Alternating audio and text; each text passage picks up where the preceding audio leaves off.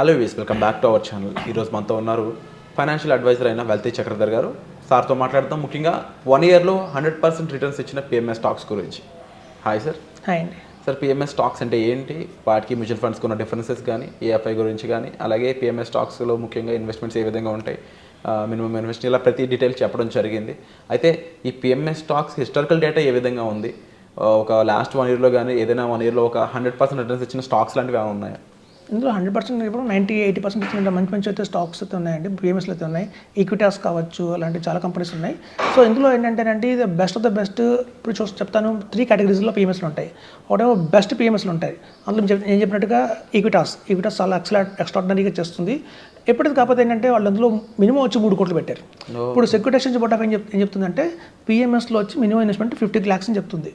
కానీ కొన్ని కంపెనీస్ వాళ్ళ డిమాండ్ బట్టి హై నెట్వర్క్ లాగా మినిమం 3 కోసం చెప్తారు. సో అట్లా కొంచెం చాలామంది ఇన్వెస్ట్ కూడా చేయలేదు దాన్ని.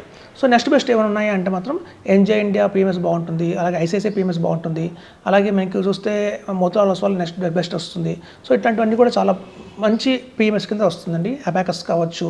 సో ఇట్లాంటివన్నీ కూడా మీకు ఒక బెస్ట్ ఆఫ్ ద బెస్ట్ పిఎంఎస్లు వస్తాయి. నెక్స్ట్ యావరేజ్గా ఉండే పిఎంఎస్లు చూద్దాం.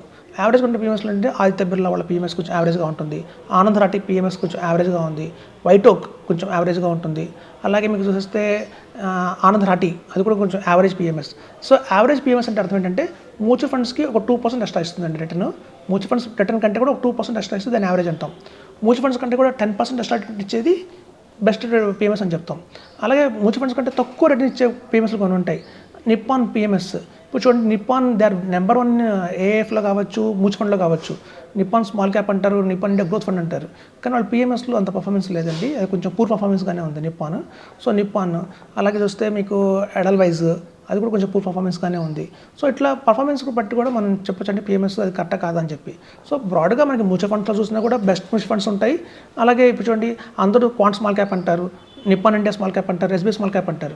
మరి డిఎస్పీ స్మాల్ క్యాప్ గురించి ఎవరు చెప్పారు? Aditya Birla Sun Life small cap గురించి ఎవరు చెప్పారు? అలాగే టాటా వాళ్ళ స్మాల్ క్యాప్ కొంచెం మంది చెప్తారు. సో అట్లయితే ప్రతి ఒక్క దాంట్లో కూడా బెస్ట్ పర్ఫార్మెన్స్ ఉంటాయి, యావరేజ్ ఉంటాయి, పూర్ ఉంటాయి. సో మనం ఎప్పుడు కూడా ఆ డిఫరెన్స్ తెలుసుకోవాలి. అవి ఎక్స్పర్ట్స్ మాత్రం చెప్తారు. మ్యూచువల్ ఫండ్స్ అనుకోండి, మినిమం 10,000 రూపీస్తో ఇన్వెస్ట్ చేయొచ్చు, లేదా 1 lakh ఇన్వెస్ట్ చేయొచ్చు. కాబట్టి మనం చాలా ఫండ్స్లో ఇన్వెస్ట్ చేస్తాం. కానీ పిఎంఎస్ అలా కాదు, మినిమం వచ్చి 50 lakhs. ఒకటి చేయడమే గొప్ప, 2 అంటే ఇంకా మహా గొప్ప. సో మనం అందులో 5-6 అవసరం లేదు, ఉన్న 5లో ది బెస్ట్ తీసుకుంటే చాలు. సో అట్లా బెస్ట్ అంటే మ్యూచువల్ ఫండ్స్ కంటే కూడా 5%, 10% ఎక్స్ట్రా రిటర్న్ ఇచ్చే ఫండ్స్ మేము చెప్తామండి. అట్లాంటి పిఎంఎస్లు తీసుకుంటే మాత్రం లైఫ్ హ్యాపీగా ఉంటుంది, మంచి రిటర్న్స్ అయితే మనం క్రియేట్ చేయొచ్చు. మనకే కాదు, మన నెక్స్ట్ 3 తరాలు కూడా సరిపడా ఇన్వెస్ట్మెంట్ చేయొచ్చు అని చెప్తున్నాను. చూడండి, 2040 దాకా కూడా మంచి ర్యాలీ ఉంది ఇండియాకి. అయితే ఎకానమీ చాలా స్ట్రాంగ్గా ఉంటుంది. 2040 తర్వాత కొంచెం డౌన్గ్రేడ్ అవ్వచ్చు, అంతే. మార్కెట్ పెరుగుతుంది కానీ రిటర్న్స్ అయితే సింగిల్ డిజిటే వస్తుందని చెప్తున్నారు. సో 2040 దాకా మనకు గోల్డెన్ ఆపర్చునిటీ ఉంది. కాబట్టి ఇట్లాంటి టైంలో కనుక సరైన నిర్ణయం తీసుకొని ఒక మంచి పిఎంఎస్లో కనుక ఇన్వెస్ట్మెంట్ చేస్తే అది మనకే కాదు, మన 2 generations కూడా ఒక మంచి ఇన్వెస్ట్మెంట్ చేసిన వాళ్ళం అవుతామని చెప్తున్నాను. అంటే ఈ 2040 తర్వాత overall mutual funds, stocks, equity ప్రతి దాంట్లో కూడా డౌన్ అయ్యే ఛాన్స్ ఉందంటారు? అవునండి. 2040 తర్వాత ఏమవుతుందంటే మార్కెట్ కొంచెం పెరుగుతుంటుంది, బట్ రిటర్న్స్ అయితే అంత రావు. మనకు కూడా అప్పుడు సాచురేషన్ వచ్చేస్తుంది, లైక్ యూఎస్ ఎకానమీ లాగా. ఇప్పుడు చూడండి, యూఎస్ ఎకానమీ చాలా స్ట్రాంగ్గా ఉంటుంది. మన నెంబర్ 1 వరల్డ్లో వాళ్ళ స్టాక్ ఎక్స్చేంజ్ చాలా పెద్ద స్టాక్ ఎక్స్చేంజ్, మనకంటే కూడా 10 times పెద్ద స్టాక్ ఎక్స్చేంజ్. కానీ రిటర్న్స్ చూస్తే అక్కడ 8%, 9% వస్తున్నాయి.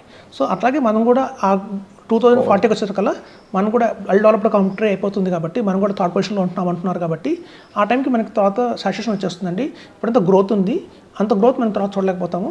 కాబట్టి ఇది మంచి ఆపర్చునిటీ. ఇట్లాంటి టైంలో ఎక్స్పెరిమెంట్ చేయకుండా వెల్త్ మీద సరైన నిర్ణయాలు తీసుకొని ఒక మంచి, ఇప్పుడు చూడండి, మరి ఎగ్జాంపుల్ చెప్తాను.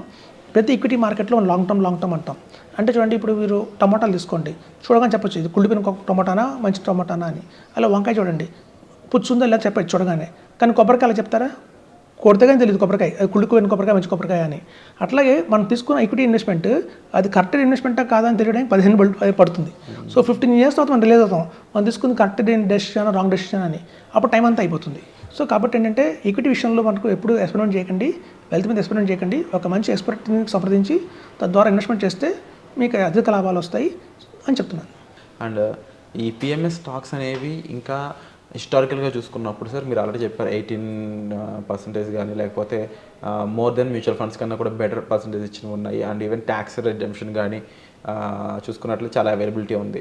అండ్ కాకపోతే ఓన్లీ ఇన్వెస్ట్మెంట్ కేటగిరీ చూసుకున్నప్పుడు దీనికి సెటెన్ టార్గెట్ ఆడియన్స్ ఎవరైతే ఉన్నారో వాళ్ళు ఇద్దరు ఎన్ఆర్ఐస్ కానీ లేదంటే high salary employees, business owners and ఎవరికైతే హెరిడిటరీగా వచ్చే ల్యాండ్ అసెట్స్ ఉంటే నాకు తెలిసినంత వరకు వాళ్ళు ఎక్కువ ఇన్వెస్ట్ చేయడానికి స్కోప్ ఉందనిపిస్తుంది.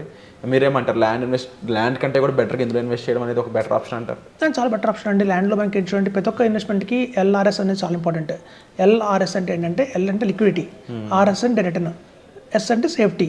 సో ఏ ఇన్వెస్ట్మెంట్కి అయితే లిక్విడిటీ, రిటర్న్, సేఫ్టీ ఈ మూడు ఉన్నాయో అది బెస్ట్ ఇన్వెస్ట్మెంట్ కింద లెక్క. ఇప్పుడు చూడండి మనకి ల్యాండ్కి అయితే లిక్విడిటీ లేదు, వెంటనే దాన్ని అమ్మలేము. సో కాబట్టి దానికంటే కూడా కంపేర్ చేస్తే మనకి ఈ పిఎంఎస్ అనేది బెటర్.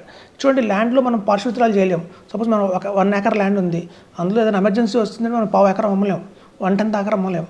సో కానీ పిఎంఎస్లో అలా కాదు, మన దగ్గర ఉంది 1 crore ఉన్నా కూడా అందులో కావాలి అంటే ఎమర్జెన్సీలో 5 lakhs 10 lakhs డ్రా చేయొచ్చు. సో ఇట్లాంటి ఫెసిలిటీస్ అన్నీ కూడా పార్షల్ విత్డ్రాల్ ఫెసిలిటీ ఉంది కాబట్టి మనకి క్షణాల్లో డబ్బులు మన చేతిలో ఉంటాయి కాబట్టి వితిన్ 4 daysలో లిక్విడిటీ కూడా బాగుంది కాబట్టి కంపేర్ టు ల్యాండ్ చూస్తే కనుక మనకి పిఎంఎస్ ఎక్స్ట్రాడనరీగా అని చెప్పొచ్చు. రేపు పొద్దున్న పిల్లలకి డిబేట్ చేసేటప్పుడు కూడా ఈజీగా ఇచ్చేయచ్చండి, ట్రాన్స్ఫర్ ఈజీగా చేయొచ్చు పిఎంఎస్ నెక్స్ట్ జనరేషన్కి. కానీ ల్యాండ్ అంటే లీగల్ హెయిర్ సర్టిఫికేట్ కావాలి, అంత కోర్టు చుట్టూ తిరగాలి, ఏదైనా డెడికేషన్ వస్తే మాత్రం ఇబ్బంది పడతాం. సో ఇట్లాంటిది అన్ని ఆలోచిస్తే మాత్రం పిఎంఎస్ ఇస్ ద బెస్ట్ అని చెప్తున్నానండి. ఈజీ టు మెయింటైన్ అని చెప్పొచ్చు. ఇంకోటి ఏంటంటే ల్యాండ్ అంటే స్పెసిఫిక్గా జియోగ్రఫికల్ కండిషన్ మీద ఉంటుంది. ఇప్పుడు మనం కొండపొలం ల్యాండ్ కొన్నాం, ప్రపంచం అంతా కొండపొలం కొనాలని రూల్ లేదు. అవును. కానీ స్టాక్ మార్కెట్ అలా కాదు కదా, ఇండియా మొత్తం కోట స్టాక్ మార్కెట్, వాడు సింగపూర్లో అదే స్టాక్ మార్కెట్. సో డిమాండ్ ఎప్పుడు ఉంటుంది దానికి. సో మన ల్యాండ్ డిమాండ్ ఉండకపోవచ్చు కానీ స్టాక్ మార్కెట్ ఎప్పుడు డిమాండ్ ఉంటుంది, ఎందుకంటే మొత్తం ఆల్ ఓవర్ ఇండియా ఇన్వెస్ట్ చేస్తారు కాబట్టి. సో కాబట్టి కంపేర్ చేస్తే బెటర్ అండి మనకి PMS, AF, mutual funds compare to land. And definitely దీంట్లో మినిమం 50 lakhs అయిన ఇన్వెస్ట్మెంట్ అనేది స్టార్ట్ అవుతూ ఉంటుంది and maximum lead to crores of. And wonderful information sir.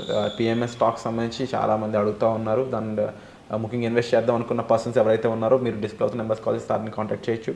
PMS stocks అనేది మ్యూచువల్ ఫండ్ కంటే కూడా ట్యాక్స్ ఎగ్జంప్షన్లో కానీ రిటర్న్స్లో కానీ ఇలా ఎన్నో విషయాలు చాలా బెటర్గా ఉందండి. అండ్ ముఖ్యంగా దీంట్లో కూడా ఎస్ఐపి పద్ధతి, ఎస్డబ్ల్యూపి పద్ధతి రెండు కూడా ఉండడం జరిగింది. అయితే ఎస్డబ్ల్యూపి పద్ధతి చూసుకున్నట్లయితే నెల తీయడం కన్నా కూడా సంవత్సరానికి ఒకసారి తీయడం గుడ్ ఐడియా అని చెప్పేసి మనకి పెల్తి చక్రధర్ గారు చెప్పడం జరుగుతుంది అనమాట.